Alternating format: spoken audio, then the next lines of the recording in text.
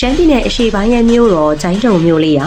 အေးမြတဲ့ရာသီဥတုနဲ့အတူတာယာလှပတဲ့သဘာဝရှုမြော်ခင်းတွေအပြင်အရသာရှိလာတဲ့စားကောင်းတောက်ခွေတွေလည်းပေါများလွန်လာတဲ့ဒေသလေးတစ်ခုအနေနဲ့လူသိများလာပါတယ်။ကျိုင်းတုံခရိုင်ရဲ့ခရိုင်ရုံးဆိုင်ရာမြို့လည်းဖြစ်သလိုကျိုင်းတုံမြို့နယ်မှာခရိုင်9ခုနဲ့မြို့နယ်10မြို့နယ်တို့တည်ရှိပါတယ်။ကျိုင်းတုံနယ်တစ်နယ်လုံးမှာ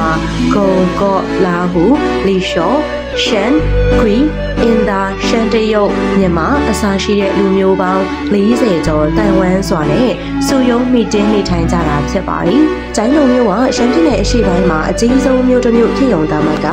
ရှမ်းပြည်နယ်နဲ့တရုတ်နိုင်ငံရှမ်းပြည်နယ်နဲ့ယူရီးယားနိုင်ငံရှမ်းပြည်နယ်နဲ့အင်ဒိုချိုင်းနာတို့ကကူးတန်းသွားလာနိုင်တဲ့ပြည်အောင်စုမြန်မာနိုင်ငံကြီးရဲ့အရှေ့ပိုင်းတကားပေါက်တစ်ခုလည်းဖြစ်ပါတယ်။ကျိုင်းတုံမြို့ကိုရောက်ပြီဆိုတာနဲ့လေစရာပတ်စရာလိလာစရာတွေကလည်းအင်မတန်ကိုပေါ်လာတာမို့ဒီတရားမှမသွားမဖြစ်သွားဖို့သွားရမယ့်နေရာတချို့ကိုတင်ဆက်ပေးချင်ပါတယ်ရှင်